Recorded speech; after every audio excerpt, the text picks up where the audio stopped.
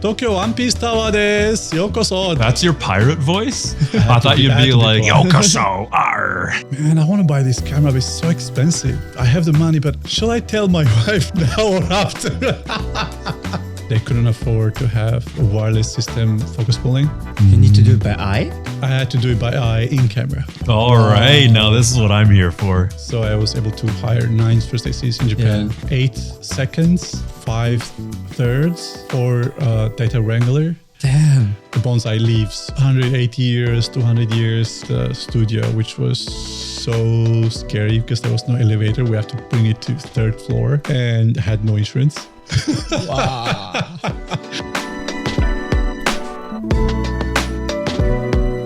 Hello, everyone. Welcome to another episode of Talking Sensu, hosted by Sensu Studio, where we chat with creatives in the filmmaking and other creative industries here in Japan. I'm your host, Jeremy.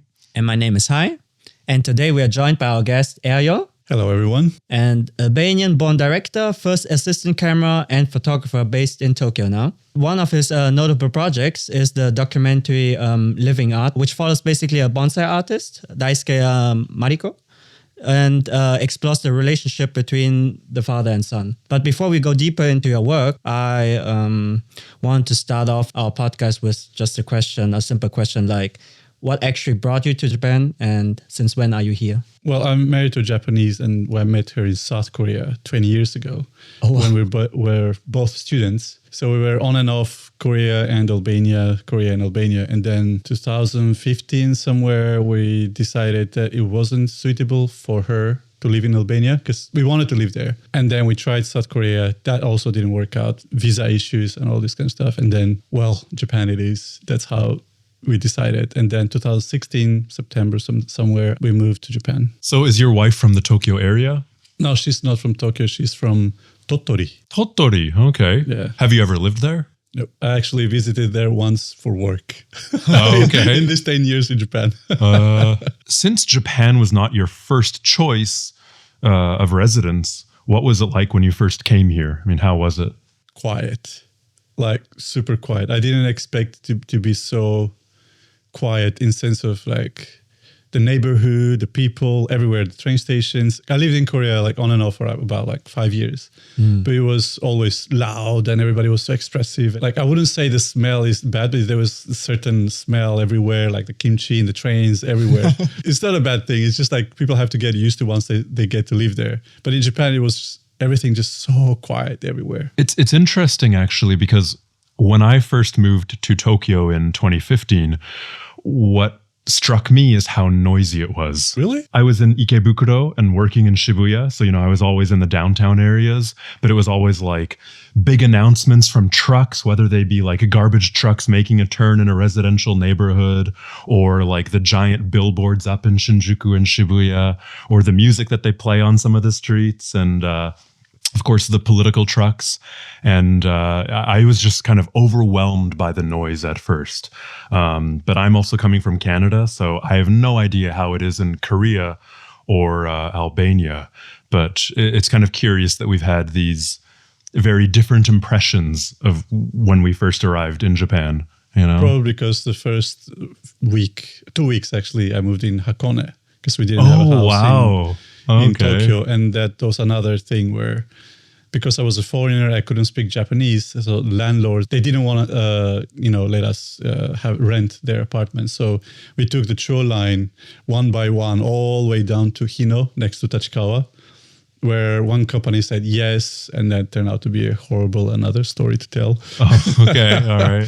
But it was really hard. So we ended up like really far away from Tokyo. But I mean, the Hakone area is quite lovely, right? I mean, it's a resort town, hot spring town, right? Yes. My wife used to work there at Ryokan. We moved together in Tokyo, but she still goes sometime there to work. So, but yeah, we moved far away from Tokyo. So that's why probably I had the impression. That's cool. That's cool. But that makes sense. Yeah. So I mean, Ikebukuro, Hakone, right? Definitely not quiet at all. I will say the stations are noisy, but that's also just due to the sheer amount of people, right? But the trains themselves are usually very quiet, no matter how crowded they are, right? Yes. I mean, compared to Canada, that's for sure. Yeah. When you first came here, you didn't speak any Japanese. Not at all. Okay. So what was your first job in Japan? One thing that like we Albanians are trying to involve everybody, like we have this resilience where we try to take on anything that we can, even though we're not experienced or we can't speak the language. And that's how most of people have sort of breakthrough through different countries. And I was constantly looking to places where I could work. And I had experience working in restaurants, and I found this restaurant in Kichijoji. It was in Kichijoji. I still remember the name, Kaulana restaurant. It's like a Hawaiian restaurant. Oh, of course. Yeah, that's a chain, right? The burgers. And then, it was like 2 months after I came to Japan. I didn't have a job, anything. I went there, and then the manager said, "You don't speak Japanese? Yeah, it's okay. Let's have fun." Okay. Super embarrassing in so many ways because I made so many mistakes. Me too. My first job was a waiter at a restaurant in Aoyama. I did it for 2 weeks though, and then I quit. I was like, I can't. How long did you last? 6 months. Well, damn. All right, that's pretty impressive. Yeah. 6 months, and then there were times where the customer would say, "I want this," but without actually, reading. And I would ask them, "What is that?" Because I want to hear the voice. I could tell the kitchen and which number and what they needed. Right. So I'd be like, "You asking me what is that?" So there were these kind of things, and there were also times where I'll miss the table and then not bring it to the right place. And then there were times where they were like happy birthdays and bring to a wrong table, which is next to the one that's supposed to have the birthday. And then, there's so many embarrassing moments, but Comedy of errors. yeah, I would laugh at it. I would laugh at it because, I'm the gaijin, so it's okay. I could get it through. Like, just to laugh at it, let's go. All right. Okay. And then after the 6 month, you decide to... So in 2017, beginning of 2017, I was looking for different jobs. There was one job that I did for one day. It was a construction, like helping the people, like getting the stuff around and stuff like that. Okay. And the first day was getting huge plaques of, looks like a big doors. You have to get it from first floor to the 5th floor on the back.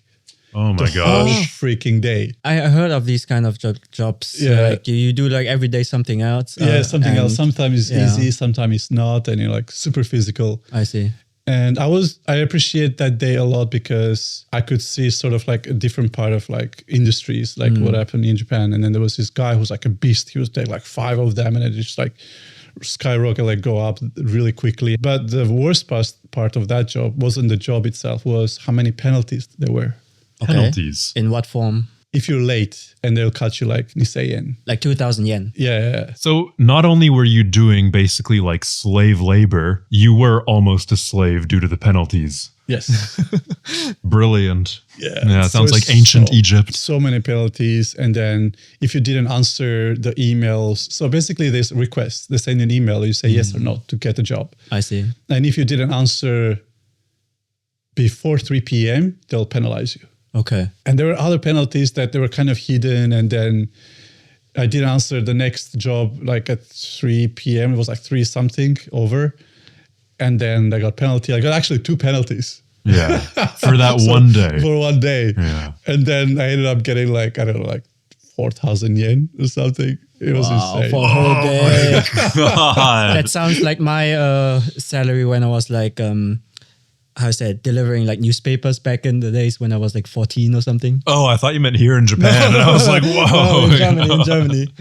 Wow. Yeah. So while I also was studying Japanese, I was going to these community centers where there were volunteers, Japanese old ladies who were like retired or guys who were retired, and then I would go and then learn Japanese one-on-one. So there were 2 community centers. I would like utilize both of them every week, twice, get the basics. Were they close to you? Like, was They were it really, really close. One of them are literally like 2 minutes walk. Oh, okay. Oh, okay. That's Kind of very lucky. nice. Convenient. Yeah. So those helped me a lot to sort of like get the basics and understand the Japanese sort of mentality. It wasn't just about the language, because we had to communicate with them, and then I had many questions about the language, about the alphabet, about this, about that. So it was kind of interesting way of like sort of understanding Japanese. Personal question here. At that time, how did you and your wife communicate? What language did you use? Oh, that's the funny thing. Because we met in South Korea and we lived there quite a while. So we communicated.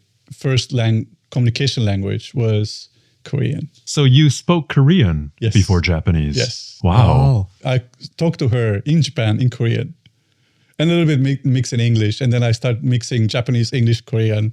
And it was insane for like the first 2 years. Whoa. So People how do you will listen to communicate us. now?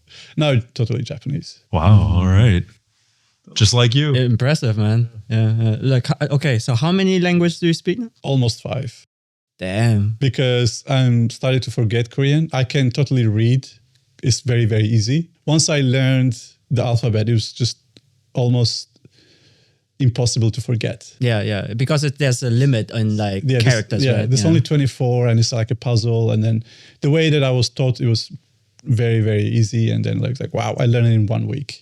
What we just talked about, the jobs, that was 2017-ish? After that 1 day job, I keep looking for jobs all the time. And then like applying almost 10 jobs a day, English teacher, whatever it was, like Albanian teacher, if there was one. And I saw this Facebook ad where it says international crew wanted. It was literally like a wanted post, like a pirate wanted post. Okay. And then there was like multilingual, like that's what I'm looking for. Actually, once I applied, it took like a month or so. Oh, wow. And they give me a call. It's like, are you Erjol Muarem? Yes. Who is it? Did you apply for a job? It's like, what kind of job? So it was a kind of confusing. Already forgetting. Yeah, like a Tokyo One Piece Tower. Tokyo One Piece Tower. What are you talking about? Like the wanted. I was like, wanted? Oh yeah, I remember the wanted. And then they told me the interview is going to be in Japanese. And I said, sure. Wait, how did you actually feel? Were you like, kind of like, oh fuck, yeah, no problem? Or were you like, yeah, literally no problem? It was literally like, yeah, it's okay. It's fine. I can do it. Wow. Ballsy, yeah. And then when I went to the interview, just to skip a little bit, some stuff, and we started in Japanese and then we ended in English. And the interviewer said to me later, like, how did we end up doing it in English? I don't know. So he will start to like saying to me like, you pushed it. I said, yes, I did. So yeah, it was in English after all. Okay. So that was the pirate face, kind of like you told me about like before. So yeah, the pirates, maybe there's a picture somewhere here. And they needed people who could translate in English and talk to customers who are coming from abroad. Oh, because there was a lot of fans, One Piece fans coming from overseas. Yeah. And I had this costume actually designed by Oda, the creator of One Piece. Wow, okay. So it wasn't just a costume like bought in like, I don't know, like somewhere Donkey. or, it was a proper like well-designed costume by Oda. So are you a One Piece or anime fan? I was. Okay. The thing is that once it got very commercialized and sexualized, I don't know, how can I say, like, is it correct? Wait, is One Piece sexy? No, basically like all the female characters have like... They're like very like... It's fan service. And then a lot of bikinis and all this. A lot of fan service like recently. Wait, and that's why you were a fan? Or? No. Oh, okay. Because it was more simple and each episode was like a proper, you can actually tell what's going on. But nowadays it's like, there's 2 minutes of what you actually need. From the episode, and everything is just like filler, and then repeating, and then it's just 24 minutes of waste, basically. Yeah. And it's just, Even when I was a kid, I remember thinking that like certain, animated series from Japan had a lot of filler, whether that be with just the overall pacing or entire episodes. So I get that. So yeah, I was, and then I liked the characters, some of the characters, and it was fun. I was able to interact with lots of people, and also it helped me understand Japanese, even though in a very casual way, because that's the language we were using there as like a pirate, with guests and customers coming in and out. And I would say like, Tokyo One Piece Tower desu, yokoso. That's your pirate voice? I thought you'd be like, like, yokoso, ar. No, I couldn't do that. But that's I was literally at the entrance of the theme park, and everything else was like the store of Tokyo Tower and then, other things. Oh, I see. But there was times where I actually sort of played the character because they had a live show, and I had to do the MC. translating, and then, wow. like the live show, and then, like I had to say the rules and everything, and sometimes I would make a joke and stuff like that. So it was Interesting. really In fun. Japanese. Yeah. In English. Oh, okay. I had to Yeah. translate in English. There was like a lot of customers. So there was a Japanese MC, and it was me. And Interesting. sometimes I would be a special character in the birthday occasions of the characters. This sounds like a story of how you got into acting in Japan, Yeah. but that's not true, right? You're not It's usually not, in it's front of not. the camera. Yeah, You're yeah. behind the camera. Yeah, the camera. Yeah. What made you like? Why are you now in the film industry as like first AC There's a camera lot of operator? there's a lot of things happening after that. There was this tourist information center on the same floor with One Piece. I just went there and I said, "Hey, I speak almost 5 languages. Can I work here?" And they said, "Bring your resume." And it turns out to be one of the biggest travel agencies in Japan, JTB. Sure. Okay. And then I got there, and then I couldn't work there for like 2 years, and then closed up. And one of the companies that I had one of their booths there hand-hunted me, "Hey, we're opening this store franchise from New York and London in Japan called TKTS. Basically, it's a association of theaters who selling discounted tickets for musicals and theaters." So I started working there until 2019. No, wait. Like 2021. They kept me even though Corona happened, and then entertainment was basically dead. And then they kept me until 2021. And the CEO said, "Yo, listen, Erjol, we have to let you go." I see. And then where I started to do YouTube videos. About what? Mainly was about traveling, which is weird during Corona, but it was like virtual traveling. So I would go places and show it with my camera and all. And Like talk. in Japan here. In Japan, yeah. Like what kind of places did you visit? But I mean, obviously, like Shibuya, Shinjuku, Odaiba, the Gundam, and all this kind of places. Everything outdoor, because like indoor wasn't really good or accessible. So those kind of videos. Were you also talking in them or just like showing like Talking. just the scene? I'll Oh, okay. talk like In do the English. vlogging thing I see. And all in English, yes. Ah. When I bought that camera for video, for doing the tube videos, because also there where it starts, sort of like my journey to photography first, and then what happened later was a moment where I was looking on YouTube about cameras to buy for vlogging, Yeah. and then something that made really sense was the Canon M200, like with a flip screen. It's like good autofocus, very tiny, good for vlogging, amazing. And when I went to the store to buy it, there was this Canon and this Fujifilm camera. There was a X-T20, I remember. Good looking. They were both had like their kit lens and everything. The Fuji had 4K and the Canon didn't. But because I knew nothing about cameras, like literally zero, I just knew I needed a camera, but I knew nothing about it. Yeah. And then I said, I need 4K in my life. It sounds better. Yeah. Better It's image better quality. than 1080. I need 4K. And then when I bought the camera, it was just photography first with some video in mind, basically. Yes, he had 4K, but it wasn't really a vlogging camera. It didn't have a flip screen. I couldn't even see myself. Every day that I would pick up the camera will be like, yo, I'm a photo camera. It was, like in my mind, I was like so overwhelmed with all the dials and everything. So, and I started doing photos. And then I also met Maya at the time, our talent at Bonsai. She opened a group back there where there were dance for people to sort of like give hope, or like in the public spaces, basically. And she said, basically we met on Instagram, and she said, Erjol, I need somebody to take photos of us. It's okay if you're like a beginner. And then I will practice with them, take dance photos where they perform locations, places, even videos sometimes. That's how I sort of like got connected to other people as well. And eventually I started meeting like a little bit more professionals. I don't know if you know Jace Ong from Singapore. I don't believe so. Wait, what's his name again? Sorry. Jace Ong.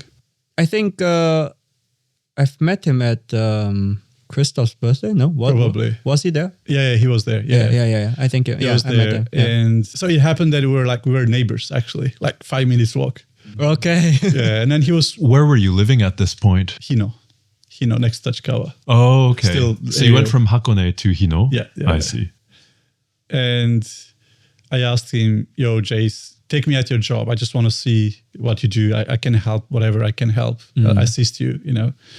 And then he was basically at that time working for an agency as like in-house DP. Okay. They were doing like more corporate stuff. And then he took me at his house and say, this is called a C-stand or a Century stand. This is a light softbox. You open it like this. And then this stand, you open it like this, because if you do this way, you'll get hurt. And so he taught me how to open a C-stand and how to set up a light. But that's nice, man. Like, I wish I had someone teaching me this. Like, I had to find out on set, like, for a paid job where I was like, what am I doing here? So it's really great that you found like someone who... because he had to take me on the next day on the job. He didn't want to, you know, freak out when I was there. Like, oh, can you open the C-stand? Can you set up the light, you know, with the softbox? And he took me in, and then we worked like the whole day and everything. And in the end of the day, he actually gave me ichima yen, or 10,000 yen. No. Yeah, it's 10,000. Yeah. 10,000 yen. He said, you did great. I'm really happy that I had you, because he had also the Easy Rig as well, some other lights. It was kind of complicated. We're doing this factory of trucks. And I was helping all the time, like, because there was a lot of things moving, and it was kind of dangerous. And he said, I'm really grateful I had you, so thank you so much. Here's some money. And on the same day, he had to return the Easy Rig to Capsule Rentals. Okay, which is like a rental house here in Shibuya. So this was 2021, 2022? Yeah, 2021. Okay, so Capsule would have been not in Shibuya Not in Shibuya. It was in Hiro back then. Right? At his house. I see, okay. James's house, the owner of Capsule. And we were returning the gear, and then like Jace was saying, this is James, the owner here. And there was Nick, he was like his partner. There were actually two people there only.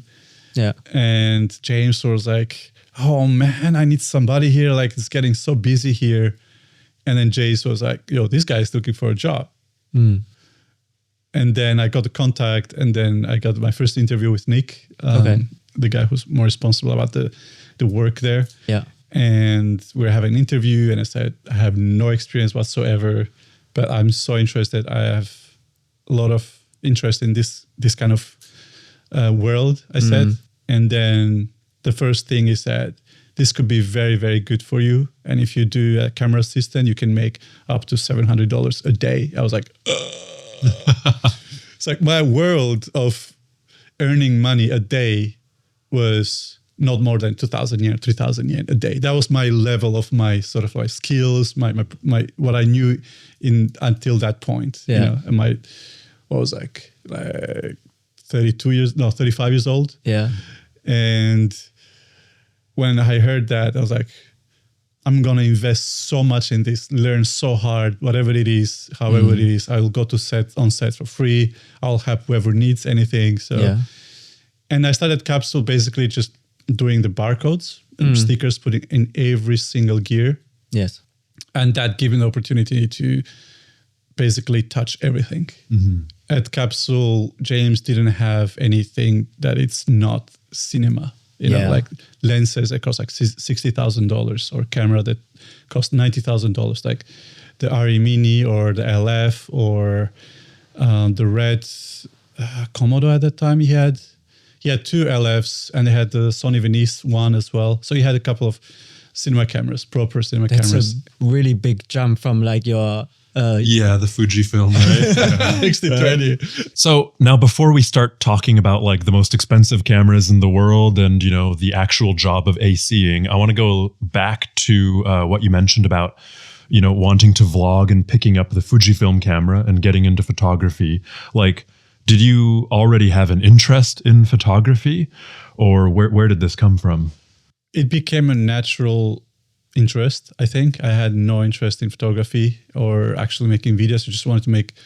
I just wanted to try something that is not, you know, related to corporate. I didn't want to work in a company. Sure. So maybe I thought YouTube could be a good opportunity. But at the same time, in my mind, I was, whatever comes for what I'm doing, I'll take it. Even though it was very risky. Because both me and my wife, we got laid off from work, and I bought this expensive camera, which we couldn't afford it, to be honest. We couldn't afford the expense, basically. Not that we couldn't afford it, and then everything just became a natural interest. I wasn't really interested. Okay, I want to pursue photography, or I want to pursue directing, or I want to pursue anything of what I was learning at that time. I was just absorbing everything, and everything just became natural to like it. I was liking it, everything that I was absorbing. But like, I kind of know you not only as an AC and filmmaker, of course, but also as kind of a gear guy, a gearhead, right? So it sounds like this interest in gear was kind of one of the major deciding factors for you. Like, it was sort of the spark that ignited everything else. Would you say so? Yes, that was one factor. And, been working in the service industry for 15 years, let's say, since back home and then in Korea and in Japan, and then having a new interest at that age, it became sort of, I want to know everything. I don't know where I got that passion or the energy, or I don't know, it's just when it's something new at the age that I was, I felt like a little kid that I want to absorb everything. So there was no laziness. I would study every day. I would look YouTube videos every day. So it just became a natural passion to want to know more and know how they work and how they function and who is for and everything like that. Yeah. So how long did you work at Capsule for? At Capsule, I was for about 6 months. And that's where I start to sort of like meet new people, like directors, other ACs, producers. That's how I met Thomas Beswick. That was my first sensei, I would say, my teacher. So once I left Capsule, I will start to do some photography jobs, like very low budget stuff, and some ACing as well. And I was one day in Nakano, the store, the camera store, Fujiya. Ah, okay. And then I saw Bez there, sort of wandering, and then he had this, oh my God, how should I do? I was like, yo, Bez, what's happening? Yo, man, how are you? And then we're talking. I said, man, I want to buy this camera, but it's so expensive. He was thinking to buy the Canon C70. And then it's so expensive. I have the money, but shall I tell my wife now or after? I see. And then I told him, tell her now. And because later it will be difficult. I have a Japanese wife too. So tell her now, she'll understand. And this is what you do. This is your work, And then he called her right after and said, yo, I'm buying this camera. It costs like 70 or something at that time. So 700,000. Yeah, 700,000 yen. Wow. And then she said, yes, go ahead. And he was so happy. And then as he was making the purchase at the counter, and he said to me, yo, Erjol, are you available for a month? Yes. Are you available in March? I said, yes. Do you want to work? Yes. And then let me call Flavio, the DP. Yeah. And then, we found a second AC. Oh, okay. So that was the first time you that was the first time. Worked as a second AC. As a second AC, yeah. And to be honest, it felt like I was in film school. Because Bess was teaching me the attitude of an AC. And then Flavio was teaching me the technical side and the camera work. Nice. And then exposure. Yeah. And how to slate and all these small pieces, like the AC and then the DP were both teaching me at the same time. Yeah. Every single day. So in that feature film was 40 days. So that was your first job was a second AC in a feature film? In a feature film, yes. Wow. Yeah. Can you talk about, it's out already? Yeah, it was, I can talk about it. It's already released and in film festivals and so on. So what was your experience on this? Wait, what was the movie first and foremost? Rules of Living, I think it's called. And the experience of working every day on the set for 12 hours. To me, I didn't care about the difficulties. You were ready to learn. Setting up. I was always consuming knowledge about the lighting, about the attitude on set. And then Bess will tell me every day, yo, you're supposed to do this and that. If you do anything else that is out of this, line, you're not good AC. Let's say you help the production. or you help the sound guy, or you help the crafting, they'll expect you to do it again, basically. And if you do that on set multiple times, and then you'll have like your hands all over the place. And when we need you to actually change a lens, you're not there, for example. Yeah. So your focus has to be camera department only. Yes. And also one thing that really, really, really stuck in me was always keep an eye and a ear to the DP and the director, because things might change. So you have the schedule, but things might change drastically immediately. So having 1 year to the director or the DP, and you'll be able to be ahead of everything very quickly, basically. So that was one tip that I have, and also teach to other ACs as well. Now my second ACs, for example. Yeah. That was something that really, really helped me a lot in my career as an AC. Obviously, now you have already also like directed your own documentary, and like you're still doing photography work. But like, was this the moment where you said like, okay, yeah, this is something I can imagine now like doing for longer than in comparison to all the other jobs you did before? I think that was the right moment where I decided, okay, I'm going to be an AC. I wasn't expecting to jump into first AC. Yeah. Second AC, it's good enough, I thought at that moment. But then I saw this ad on Facebook that says, first AC needed. Yes. It was actually John. Okay, And that's for how I that. met, by the way. Yeah, that's how I met you, right? Like, And then another thing that Bez also told me is always tell the truth when it comes to your skills. definitely, Let yes. the people know. And then when I started messaging with John and they said, can you focus pull? I said, yes, I have some experience, but it's not my main job. And he said, just come. I think it was one of those jobs where it was like very hectic, and they need to get some people on board anyway. It turned out to be well, so it wasn't that difficult job, but that's how I met you, and then that's how I met John, that we're good friends. So what job was this? It was a corporate job for a Chinese company. I see. Like kind of like a commercial. They did like the Japan part. Like it took place, like the whole commercial took place in several locations, and they did like the Japan locations was, I think, 2 locations. 2 locations, yeah. But I think like of each location, they maybe used like just a few seconds. Yes, 5, totally like 10 seconds. Or Because it was like a wow. short commercial thing, but still like both, was it on the same day or 2 days? same days. It felt like 2 days, but it was actually the same Because it was day. like in a normal living space first, and then in like a Restaurant. it was a restaurant, but they turned it into a We turned office. it into office, yes. Yeah, right, with like desk and Desk, PCs, PCs, and they everything. had like this arc dolly.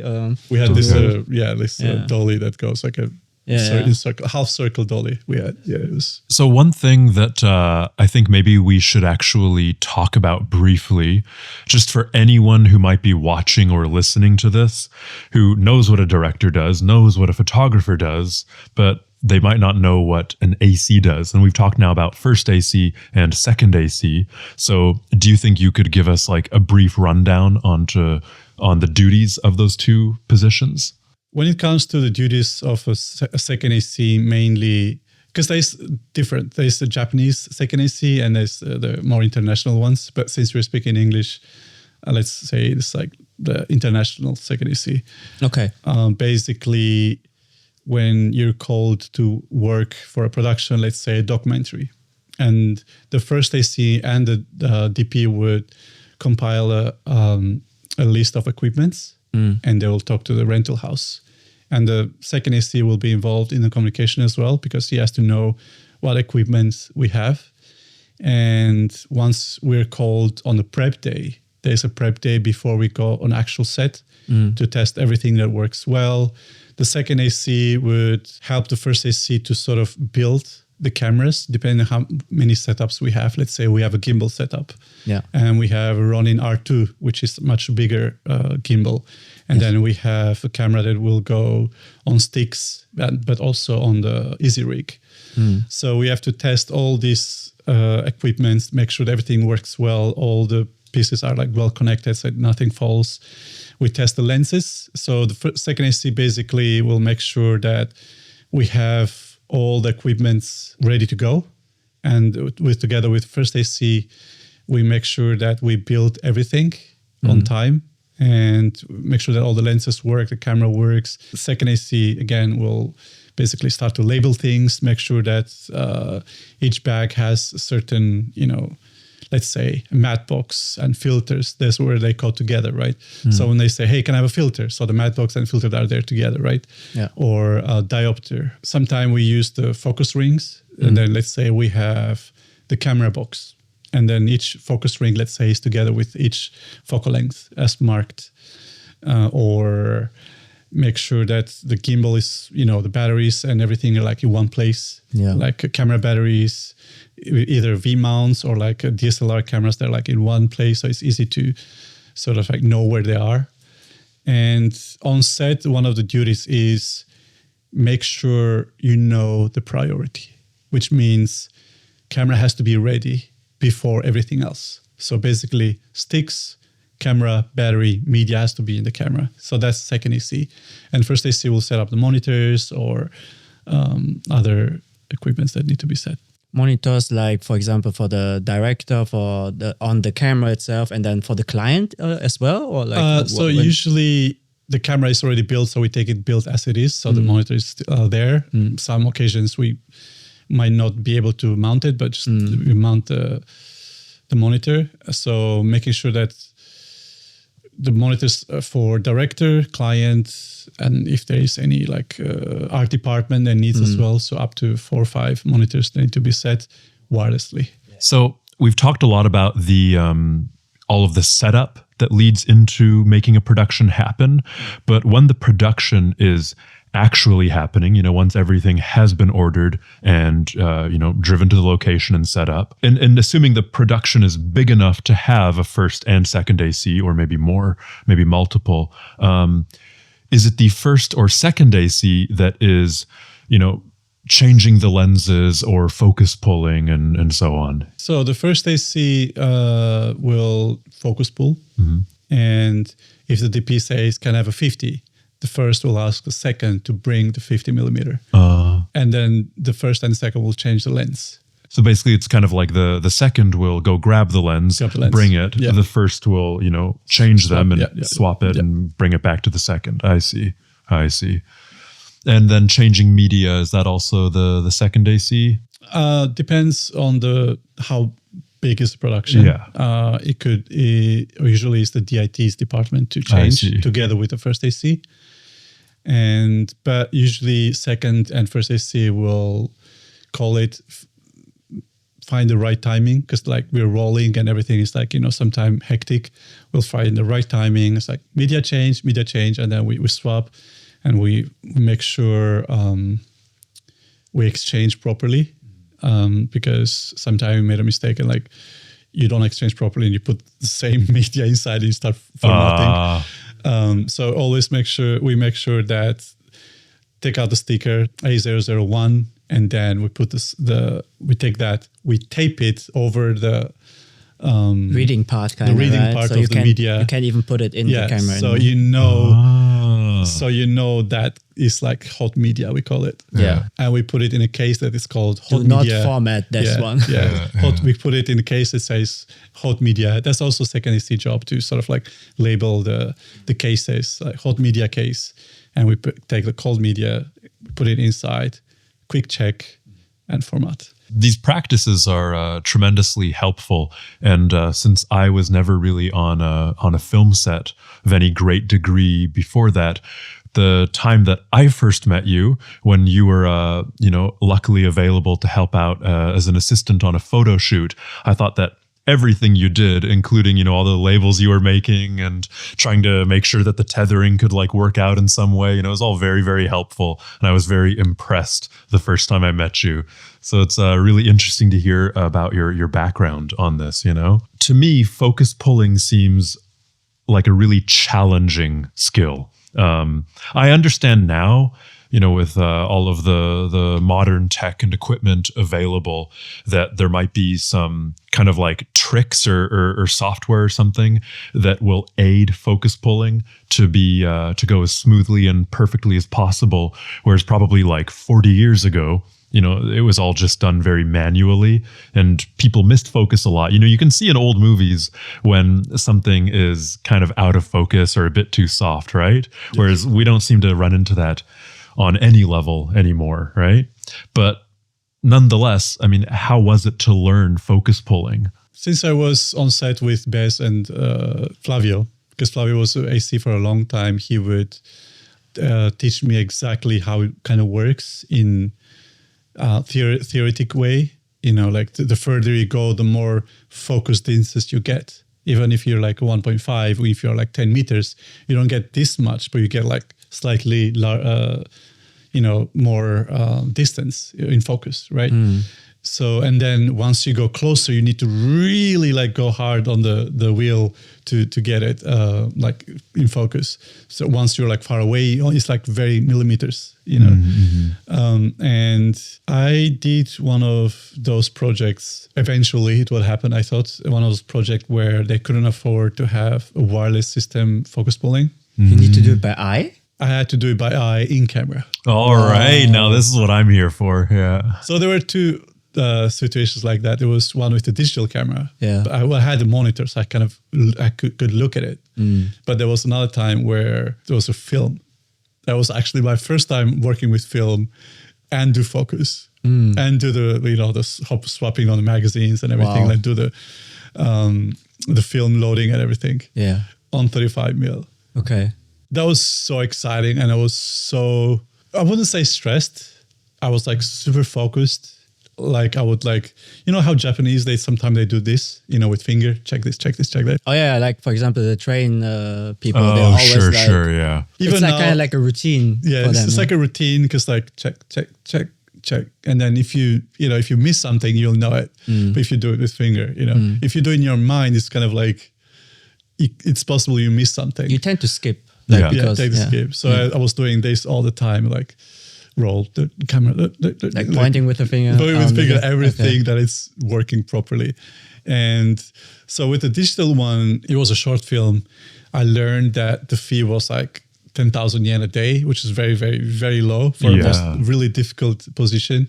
Yeah. But I promised the DP and I said, it's okay, I'll do it. But it turned out to be like super useful experience, because then I start to measure with my mind. Yeah. Okay, camera is here. The subject is there. It's probably 10 feet. Okay, it's probably 5 feet. I'll like calculate in my mind first and then do with my laser. Like laser. So you are thinking in feet? Because that doesn't mean anything to me. So I'm sorry. Like you're using 3 feet is imperial. like 3 feet is like 1 meter, or like 90 something centimeters. Okay. Is this an Albanian thing, or? No, it's like most of the cinema lenses are in feet, basically. Oh wow! Okay, that's something that I should have mentioned. Basically, all the cinema lenses, they measure in feet. Let's say close focus is 2 inches, or the close focus of long lenses could be 1 foot, for example. Okay, or so up to 3 feet. How was it for you? Like I didn't know. Like you were already used to these units of measurement. Yeah. Actually, it's new for me, because in Albania we use meters. We don't use feet. Okay, I see. But one thing that helped me was when I worked at Capsule, I got to learn the cinema lenses and why they are in feet, because like a little bit more precise than meters. Basically. Interesting. Okay, I didn't know that. So it's like, sometimes like 1 feet and something, so when you convert in meters, it's a little bit, there's so many like, it's like 1 point something meters. Yeah, it's very I see. Precise. And I don't know why they decided in feet, but there's very rare cinema lenses that are in actual Hollywood meters. Is in the States, right? So kind of tracks. Mean, cinema was born in France, but Yeah. But I mean, like, did it thrive and gain worldwide popularity in France? I also don't know, but I'm guessing no, right? Okay, anyways, sorry to interrupt, but I just didn't know like what distance we are now talking about. But yeah, maybe you can go back to... I was thinking like in my mind, of course there was a lot of converting as well. It's like really messed up here sometimes. It's like, okay, meters, 3 meters, like, okay, it's like this much, 6 feet, up to 6 feet.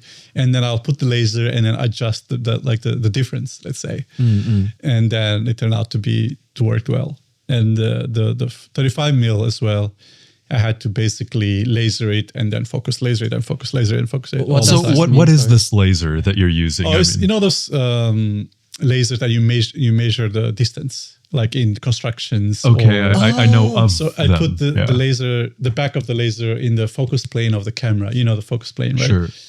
Where the sensor is basically, and then it just like, okay, it's 10 meters. It could be like 10 feet or like 20 feet, sorry, 10 meters. And we'll just like adjust it accordingly. Because I had no monitors. I had to stay close to the camera with the DP and do this. It's just a lot of guesswork, really. I mean, obviously you're using tools, but in the end, you don't know if it was precise until the film has been developed, right? That's true, yes. Until you get the dailies. But also the DP could see in eyepiece, the viewfinder, because, you can't really tell exactly, but where it's like absolutely blurry and absolutely, So he will in give you focus. feedback. Or He'll give you something like maybe adjust it a little bit more or like give it a little bit more or something like that. So that was... can't imagine the pressure on you, because with film, it's like you can't just like do Yeah, takes these over days it's takes. even No, you more can't. expensive, Like, right? how did you feel like that? The thing is that since there was nobody, and actually Flavio, the DP that had actually told me a lot, suggested me to take it because the production couldn't afford a proper AC and a loader. They say, Erjol, this is a good opportunity, just take it. There's no pressure. You're a beginner. They know you're a beginner. So Just you take could it. learn. Yes, I mean, exactly. it's kind of like high stakes learning right there with actual film, though, right? Yes, I mean, that's fantastic learning it was. how yeah. was it to load and unload the film? So basically, I watched so many YouTube videos and repeated all the time until the day of production. Of course, the guys who owned the camera, basically it was a team of guys who came from France. They had their own camera and then they bought the stock and everything. They actually taught me how to do some stuff. But obviously, I was prepared. I didn't go there and just, okay, now teach me how to do it. I was prepared. I was watching so many videos, how to load, how to put it in the camera as well. So obviously there was a little bit a slow start of the day because I want to make sure that everything is like, I didn't want to cut the film by accident or anything, or leave the door open and then the light goes in and the film is like, with all this, light leak and everything. So I made sure that everything worked well. We took a little bit of time. They also knew that I was a beginner, so we took time to set up everything properly, load the film properly, close it properly in the magazines, do the labeling properly as well. Yeah. So taking it slow and knowing that we're doing a good job, on paper, would make the production succeed, basically, or the day finish. And what kind of job was that was shot on film? It was a music video for a Belgian artist. I would definitely like to see that. Yeah. It's somewhere posted on my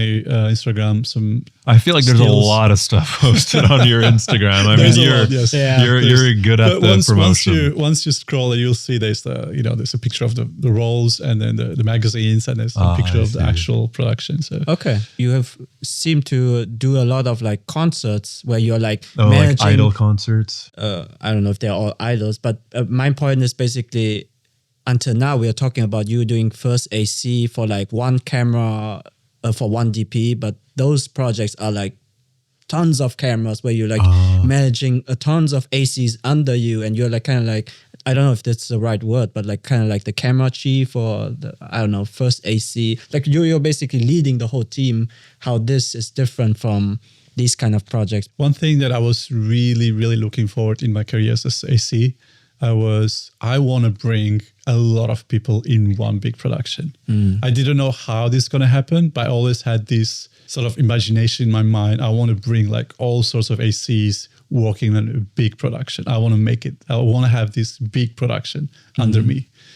And when I had the opportunity to work for a concert as the first AC focus puller, the producer of the film, basically the CJ Entertainment, they asked me, Erjol, your AC, I don't know why they didn't tell to the production. They just approached me directly and they said, hey, we're going to have another production with 15 cameras. Damn. We need crew. And do you think you can supply it? And then obviously I talked to the production, hey, listen, the guy approached me directly. Is that okay? And I said, go ahead, take it. I was like, all right, thank you. The next time he approached me, the producer said, Erjol, here's the gear list, here's how many crew we need, and can you do it? And I said, yes, I can. So I remind me like the time when I was promising myself, I want to make this happen. I said, like, here it is. I want to make it happen. And I got the gear list, the lenses, accessories, everything. And I had a good communication with the DP as well from Korea.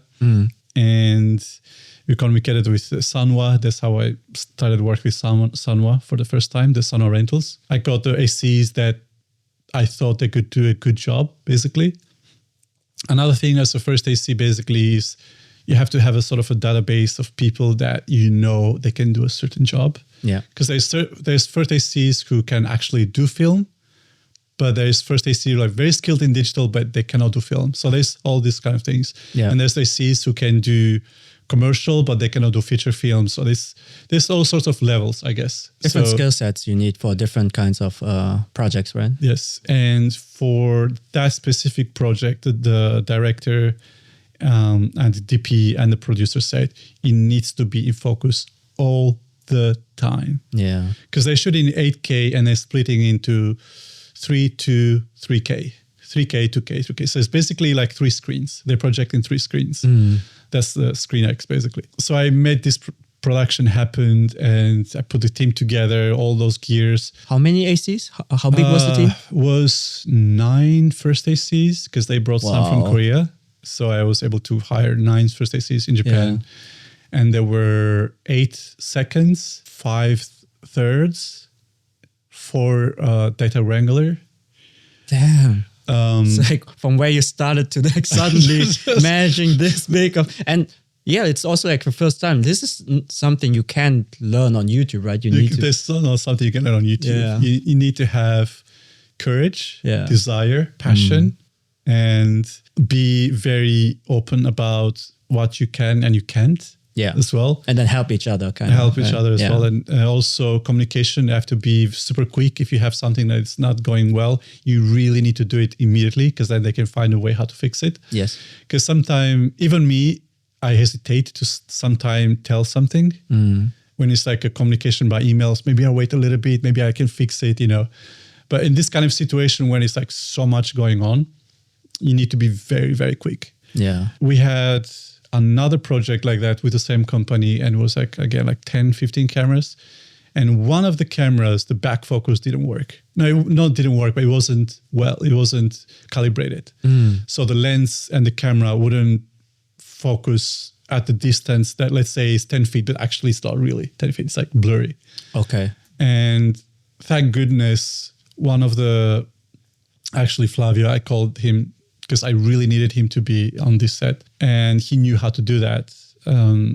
He fixed the back focus of the camera. It was we had basically red Monstros because they shoot 8K and red Raptor X. Okay. So basically full frame 8K cameras. Yes. So the DSMC2 cameras, the red Monstro, have this screw that actually basically moves the sensor back and forth to fix the back focus. So Flavio was the only one who could do it. And that was during the practice, during the rehearsal of the show, before the show. Yeah, wow. So one reason why I wanted Flavio is because I know he's a very, very super technical person. He knows the gear very, very well. So when that thing happened, I knew that he could fix it. Yeah. I didn't know it will happen because on the prep day, we thought everything is fine.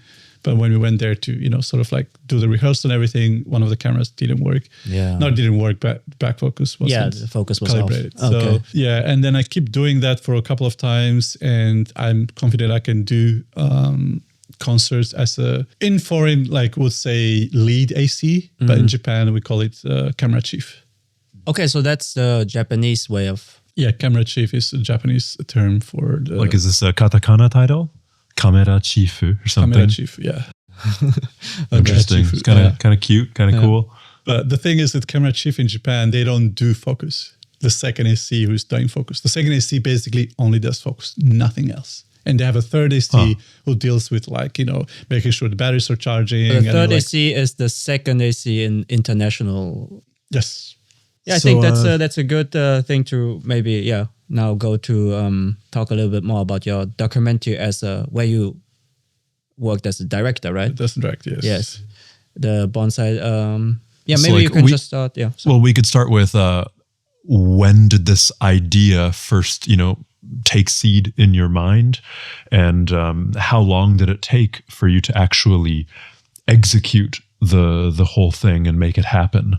I want to go back a little bit. When I was doing YouTube videos, there was this challenge about making a short film, and there was this award that's going to be not really a short film, but a short piece of like any content, basically, that could be like a sort of like emotional or something.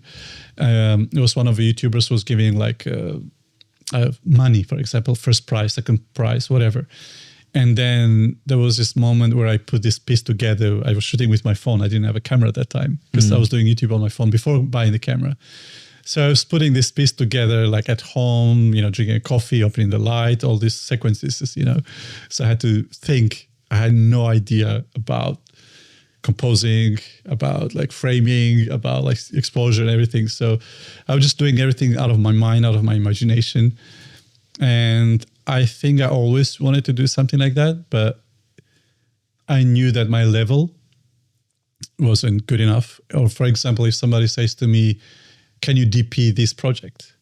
I wouldn't call myself a DP because there's a certain level that I think you need to reach before you call yourself a DP, a director of photography. And also for a director, there's a certain level you need to reach, in my opinion, right? So when the project started was the bonsai project started was my good friend Maya, which also I met really in my beginnings. Yeah, you mentioned before with the dance. With the dance, yes. Yeah. She was working for this bonsai artist as a PR management or something, like social media. And she said, Erjol, we want to do something with bonsai and dance for social media. Just anything that we can promote his bonsai. He's just taking over from his father. So we want to do something that we can post on social media. Something small, nothing really crazy. And I went to his garden and I heard his story, I guess, a little bit. And then I saw the bonsais and everything.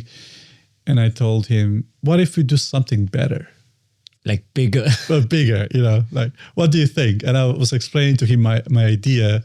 We make like a 7-minute video. We do an interview. We shot you like pruning the bonsai, and then you tell the philosophy of the bonsai, and then you tell why this style is like important, and why your father is like one of the most awarded, bonsai artists in Japan, and how you're taking over from him and everything like that. So let's do like a promotion documentary, not like a documentary. It was like a promotion documentary. And he said, yes, let's do it.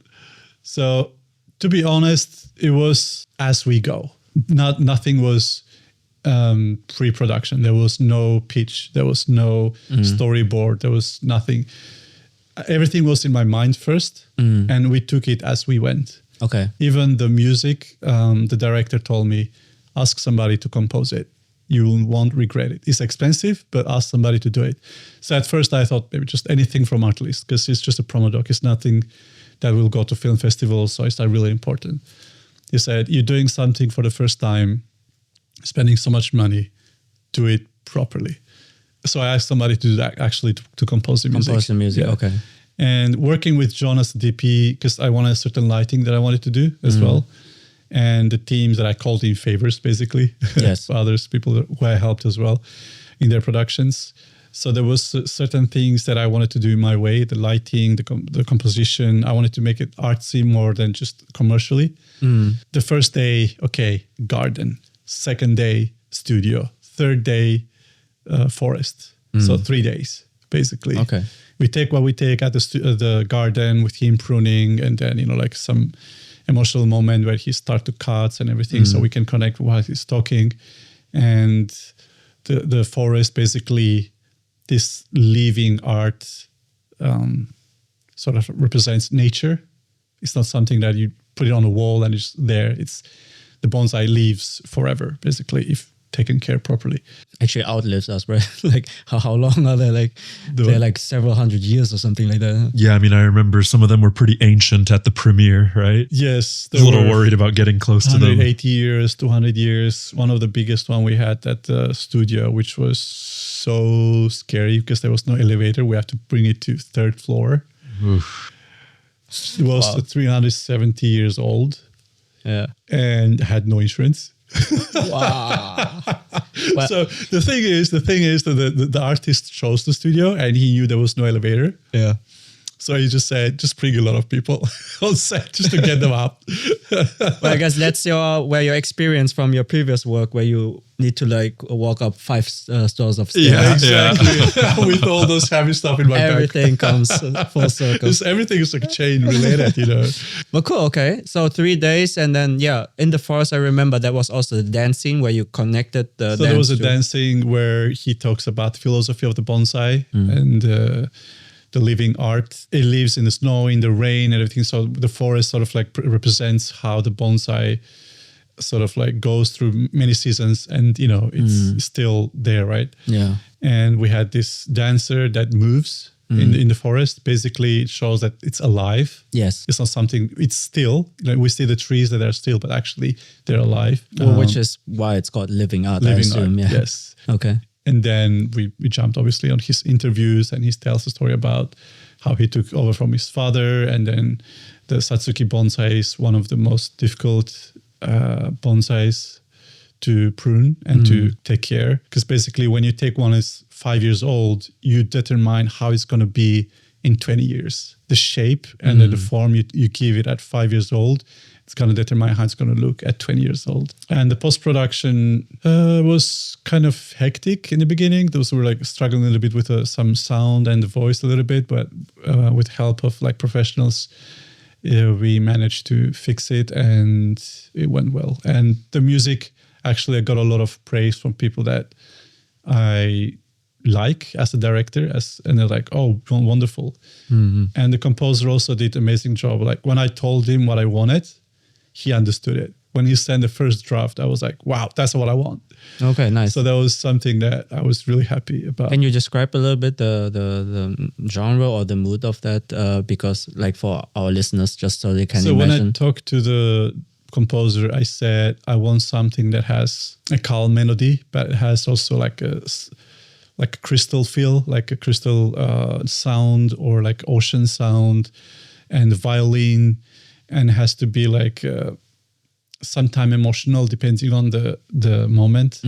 So it's like kind of contemporary music, not something that is well used like with drums or with like jazz or anything like that. I want something that's contemporary, that's sort of like reflects contemporary dance as well, because like fluid and there's nothing precise. Yeah.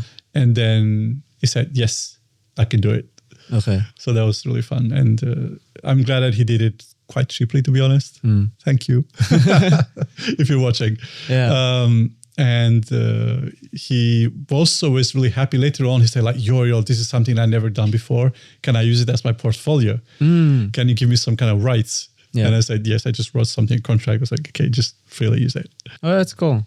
I mean, that's kind of like a good thing to hear, right? If what people want to actually use what they created with you, like that means they really liked it as well, right? So it's really genuine, like in that sense. One thing that as a director, if I direct anything, would be if I hire certain creatives, let's say a DP, a composer, a gaffer, one thing that I would say is feel free to experiment what you always wanted to do. Take my idea, and if there is anything in your creative life or in your mind, your imagination, you want to experiment, you want to do it, do it. If it's a DP or the composer or anybody that's working on any project that I want to direct, let's say, there's this thing that I want to tell them. If there is something you want to do it. You know, because then I know it's from their passion, it's from their love to what they do, that's going to come out really well. Yeah. And that's kind of the beauty of filmmaking, right? For people collaborating, putting their like skills and experience, and yeah, it's a combined skill set, collaborative effort. Yeah. Their imagination of what they love. You know, like let's say music. Okay, I always wanted to try this Yeah. I always wanted, but always they're always restrained, let's say, because it's corporates or it's like a music video, like there's certain rules they need to follow, but they can really put something they actually wanted to.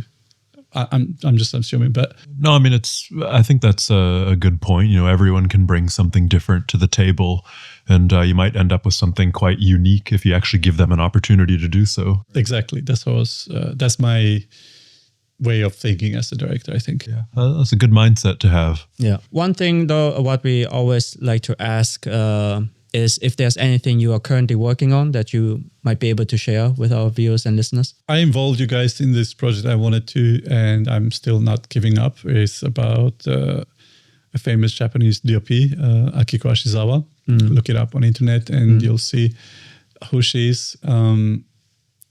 Unfortunately, the way how I approached was a little bit difficult or opposite of what I supposed to do.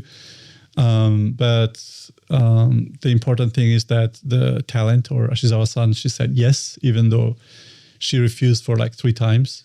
So I have the director's pitch. You guys probably know. We worked together on it. I'm not giving up on that, even though it means I'll put your own money to make it at some point. Can you maybe explain? I'm obviously we know what it's about, but just give like a short summary for people who don't know what the project is about. If you are allowed to talk about it. Yeah, of course. I don't know. This is something personal that we work together, so there's nothing to hide about it or want to keep a secret. When I first heard about Ashizawa-san, like this lady working at 75 years old right now. Last year when we talked about it, she was 74. Now it's already 75. Still working in the film industry, making feature films like constantly every month she's working. And when I met her, I could see the power and the energy in her. And there's not much about her life as a DP, as a creative out there. There's some interviews here and there for films that she was, but not really like a documentary that she can explain actual creativeness or her life when she started, how she continued, and how she's still working. So I wanted to sort of express that in collaboration with Fujifilm, because they released their new Eterna camera, cinema camera. And I sort of wanted to connect these 2 legends, I would say. And when I pitched to Fujifilm, they were excited about it, but there was some politics related. They couldn't do it. And they said, we have to give it to the global team. And I'm still waiting an answer, but it's been like 2 months. So I wanted to do something about her as a documentary, I would say, about her life, about how she started, how she continued, and how she keeps going, basically. But I wanted to make it as a branded documentary for the Fujifilm Eterna. But now that I know that might not happen in this direction, I want to change the narrative and make it more about her. Yes. And the world of filmmaking about her, basically. Yeah. Maybe call it something else. I mean, and she already said like, she's really interested and... Yeah, she's interested and she wants to do it. So that was a big victory for me. Yeah. That's great. Yeah, obviously. Oh, we hope it happens, however it happens. Yeah. And I won't give up on that one. That's cool. And one project that I keep doing right now that sort of like didn't want it to, if I stopped and I like keep waiting until I do something about it, I started doing short documentaries about individuals, like certain artists, like a dancer, a singer, a shamisen player, like 2-3 minutes each person. Oh. They tell about their story, how they started, why they love it so much, and then put some B-rolls in between. And then in the end of the year, I hope I can put it together like 5-6 people and make it like 10-15 minutes. Nice. And call it Voices from Japan or Voices from Artists. So I already did the first episode, I think. Like most of it, I need one more day, couple of hours in a studio, and the interview is already done. And then the next one, it's going to be a singer or the shamisen player. All right. Wow. Nice. Yeah, looking forward to it. Thank you. Like, hopefully we can see it like this year. Then. Yeah. By end of this year, I want to make it like put it together. Right. So before we wrap up, where is the best place for our viewers or listeners to find you and your work? Okay, so we talked about a lot of things about cameras and all these kind of things and ACing and directing. But my main passion still remains as first AC, focus puller. So my Instagram is you need an AC. All right, and we will link that below, for anyone who wants really to simple. follow him. Very simple. Yeah. Straightforward name. Yeah. Well, thank you very much for taking time out of your busy schedule to come here and sit down with us. Thank you guys. very It was a much. Appreciate pleasure. it. We should do it again. All For right. sure, and then have an update or something like that. Yeah. So this has been another episode of Talking Sensu with Erjol. And thank you to everyone who watched and listened to the episode. And we will see you in the next one. Bye-bye. All right. Bye-bye. Peace.